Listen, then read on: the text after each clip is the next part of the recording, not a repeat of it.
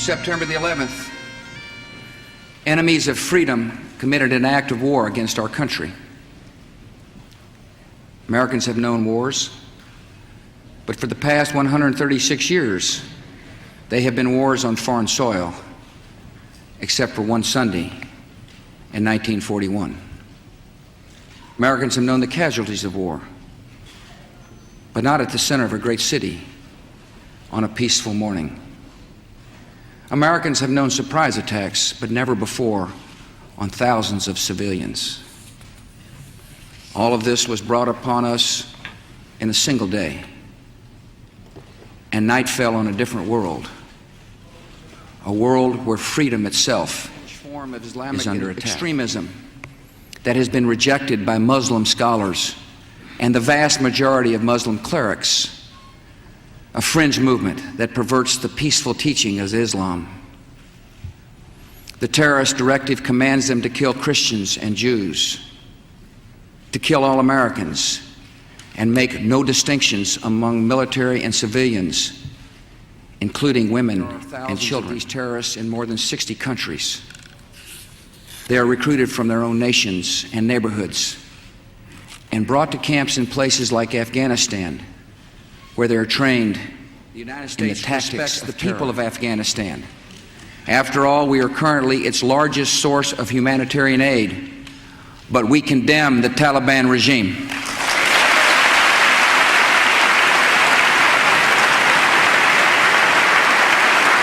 only repressing its own people, it is threatening people everywhere by sponsoring and sheltering and supplying terrorists. By aiding and abetting murder, the Taliban regime is committing murder. And tonight, the United States of America makes the following demands on the Taliban. Deliver to United States authorities all the leaders of al-Qaeda who hide in your land.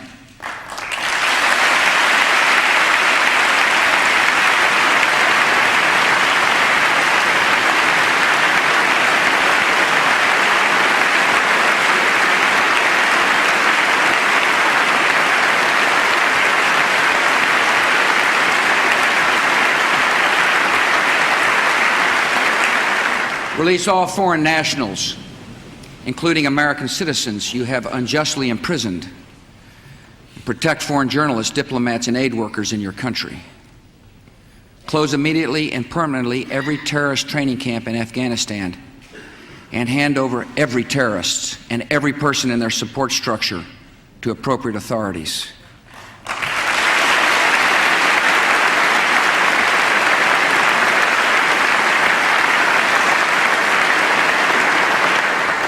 Give the United States full access to terrorist training camps so we can make sure they are no longer operating. These demands are not open to negotiation or discussion.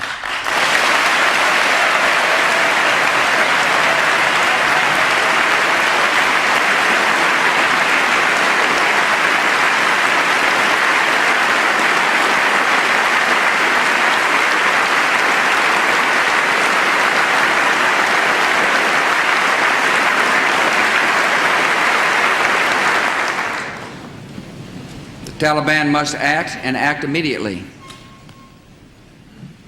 They will hand over the terrorists, or they will share in their fate. I also want to speak tonight directly to Muslims throughout the world. We respect your faith. It's practiced freely by many millions of Americans and by millions more in countries that America counts as friends. Its teachings are good and peaceful. And those who commit evil in the name of Allah blaspheme the name of Allah. The terrorists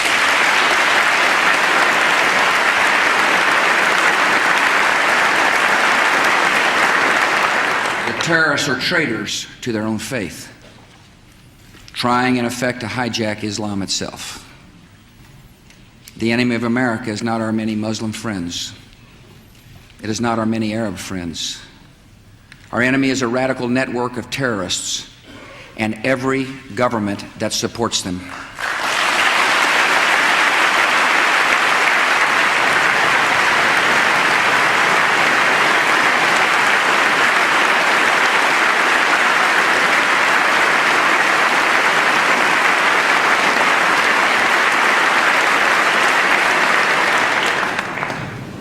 Our war on terror begins with Al-Qaeda, but it does not end there.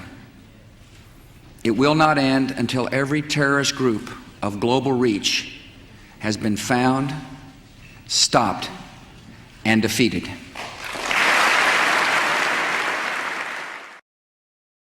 So we can cover our movement to 5-5 and 5-2.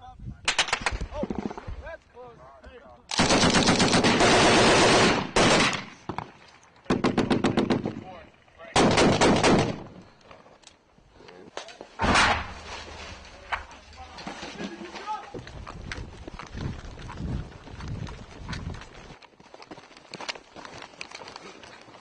So, break. 2-1 is taking IDF. Conserve your rounds!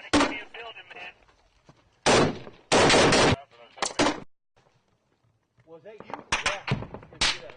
Right up my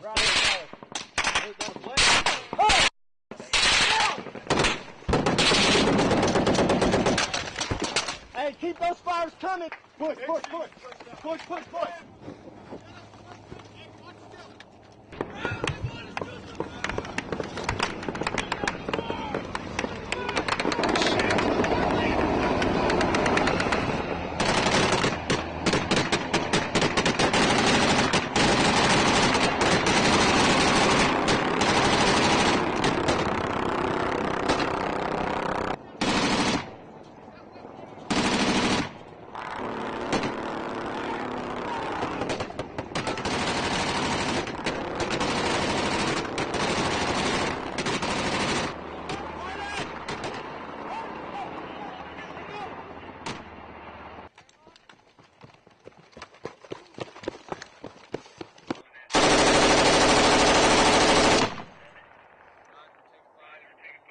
Hey, tell him to keep watching over there. X-Cal's been approved. There it is. Oh, yeah. My orders, coalition forces have begun striking selected targets of military importance to undermine Saddam Hussein's ability to wage war. These are opening stages of what will be a broad and concerted campaign.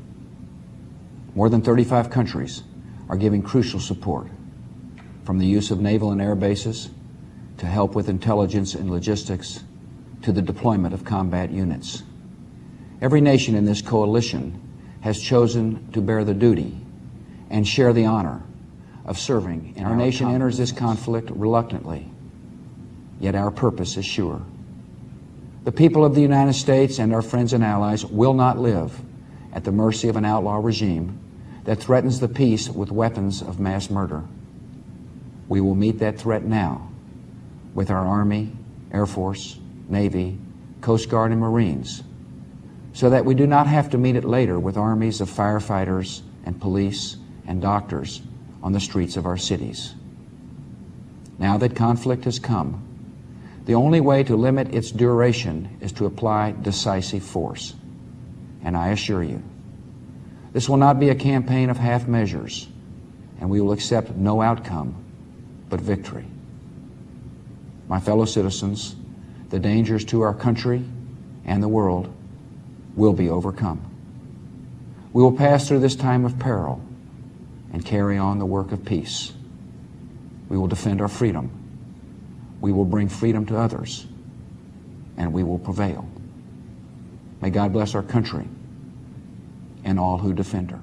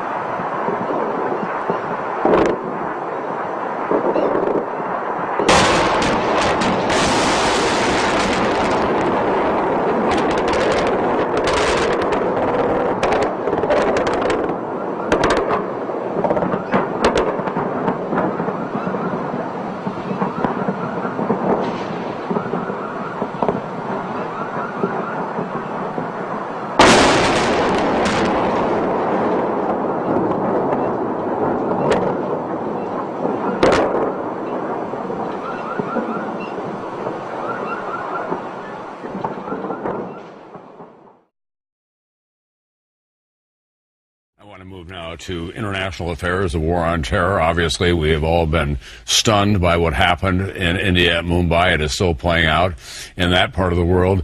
You have said that the United States reserves the right to go after terrorists in Pakistan if you have targets of opportunity. Does India now also have that right of hot pursuit? Well, I'm not going to comment on that. What I'm going to restate is a basic principle. Number one, if a country is attacked, it has the right to defend itself. I think that's universally acknowledged. The second thing is that we need a strategic partnership with all the parties in the region, Pakistan and India and the Afghan government, to stamp out the kind of militant, violent, terrorist extremists that have set up base camps and that are operating in ways that threaten the security of everybody in the international community. And as I've said before, we can't continue to look at Afghanistan in isolation. We have to see it as a part of a regional problem that includes Pakistan, includes India, includes Kashmir, includes Iran. And part of the kind of foreign policy I want to shape is one in which we have tough, direct diplomacy combined with more effective military operations focused on what is the number one threat against U.S. interests and U.S. lives, and that's al-Qaeda and their various affiliates. And we are going to go after them fiercely in the years to come. President.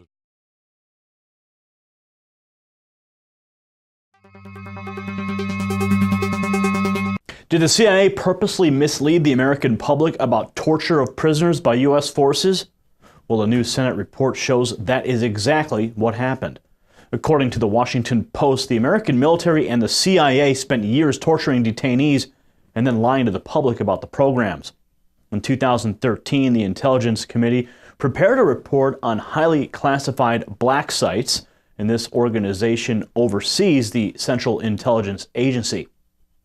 Current and former officials of the federal government say military interrogators regularly tortured prisoners. This treatment often continued even after they were certain no more information could be obtained from the suspect. The Senate report stated American forces would use 4 steps during interrogations. First, they would inflate the crimes the prisoners were accused of carrying out. Second, they would obtain needed information using normal interrogation techniques. And next, they would torture prisoners and then claim the intelligence was obtained during torture. The Senate report cites cases in which officials at CIA headquarters demanded the continued use of harsh interrogation techniques even after analysts were convinced that prisoners had no more information to give. Methods of torture carried out by U.S. forces included immersing the prisoner's body in ice water. In Thailand, several employees of the CIA quit their jobs over the practice. According to the in-depth study, the CIA regularly misled lawmakers and the public over what information was obtained through standard techniques versus torture. Possible motives for the torture and false reporting of the program are unknown and were not discussed in the study. The CIA spokesperson told the press that his organization would not comment on the report until they read a complete version of the 6,300 pages contained within. The truth is sometimes a hard pill to swallow. It sometimes causes us difficulties at home and abroad. It is sometimes used by our enemies in attempts to hurt us. But the American people are entitled to it nonetheless. They must know when the values that define our nation are intentionally disregarded by our security policies, even those policies that are conducted in secret. They must be able to make informed judgments about whether those policies and the personnel who supported them were justified in compromising our values, whether they served a greater good, or whether, as I believe, they stained our national honor, did much harm and little practical good. What were the policies? What was their purpose? Did they achieve it? Did they make us safer, less safe?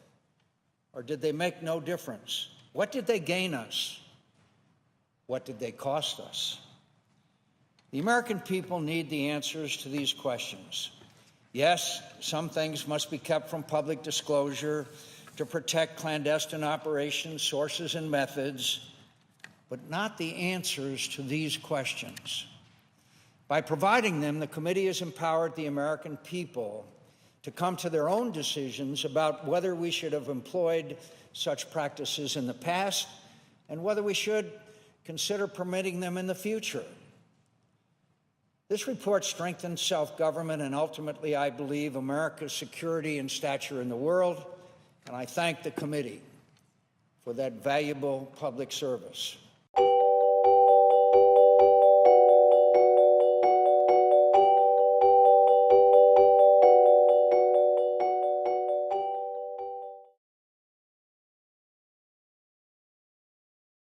America's secret war, those escalating drone attacks in the air and the consequences on the ground. And the question, is it making the United States safer?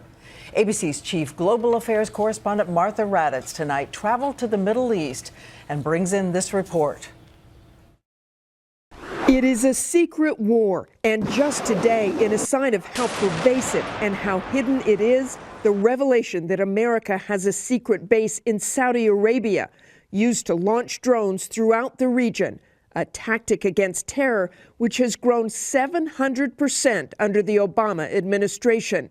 Whatever the benefit of the drone strikes, they have created enormous resentment among some here in the region who view the strikes as another sign of American arrogance. Everywhere I travel, from Yemen, I think Americans, they have no right. They have no right to. This is our fight. To Pakistan. You can keep saying, yes, you're hitting the top leadership, but the byproduct of this is anger among people, the innocent people who are getting killed. So you're just creating more terrorists. Now, the man who signs off on the kill list from a basement office in the White House, John Brennan, about to be questioned in front of the world. I suggest to you that these targeted strikes against al-Qaeda terrorists are indeed ethical and just. In Pakistan alone, there have been more than 300 drone strikes in the last decade, killing thousands of al-Qaeda and Taliban, but more than 300 civilians as well. A world away, in remote villages, you can hear them, like a distant, muted chainsaw. A dull but deadly roar. Villagers describing it this way: the drones are all over my brain. I can't sleep. When they're hovering over us, we're all scared. A reality we seldom see, says Stanley McChrystal, the retired general who once ran the military's drone strike program. If the threshold gets too low and we are too casual about it, then we will forget how much scar tissue we build up in those countries. General McChrystal believes that Americans should have the opportunity to know more about these secret drone wars, to weigh those benefits and risks. That rare opportunity will occur tomorrow when John Brennan speaks.